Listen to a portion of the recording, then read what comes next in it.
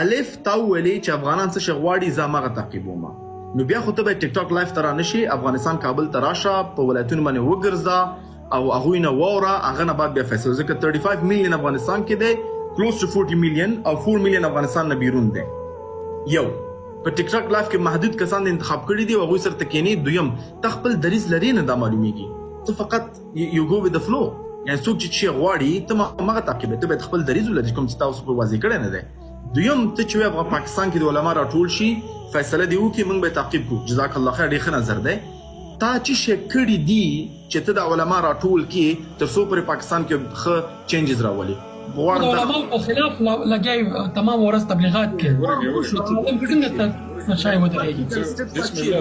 زه خبره کوم نوروز صاحب اول وویل چې ته باید افغانستان ته لاړ شې، په ولایتونو کې وګرځې، تا ته پته ولګي چې ولس څه غواړي. نوروز صاحب په 1950 کې به ته اوسېږي، موږ 2023 کې اوسېږو. ځکه دا تاسو چې کوم د ټیک ټاک پیغامونه راوړي دي خلکو ته وایي چې دنیا ګلوبلیزم ته روانه ده، ته کولی شې چې افغانستان نه ته کورس وکړې، هلته دا وکړې. دا پیغامونه خو تاسو راوړي دي چې د دنیا هر ګوټ نه هر څه کولی شي. پلیز let me speak. اول تاسو ټیک ټاک ته راځئ، خلکو ته وایي چې د دنیا هر ګوټ نه ته هر څه کولی شي. اوس ما ته وایي چې ته راشه افغانستان کې وګرځه، دا کار وکړه، د خپل دریځ نه واوړې دي. نوروز صاحب صحیح ده، په کوم باندې چې تا خپل هر څه ودرولي دي د حق ځای نه وغورځېدې، دا ولنۍ خبره.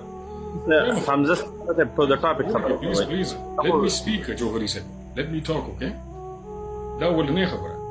دویمه خبره، تاسو ما ته وایي چې زه دریځ نه لرم. زه چې ټیک ټاک کې چا سره کینم بس هغه سره خبرې کوم. نوروز صاحب یو خبره باندې دې پوه کړم، زه چې په ټیک ټاک کې چا سره کینم، که هغه هر څوک دي ستاسو په نظر کې، که هغه سړي چا سره چې زه کینم، که هغه افغانستان کې د جنگ خبره کلم وکړه که نه، یا یې کړې وي په افغانستان کې د جنگ خبره، او تاسو ما ته دلته وښوله چې دا سړی جنگ غواړي په افغانستان کې، علل اعلان په دې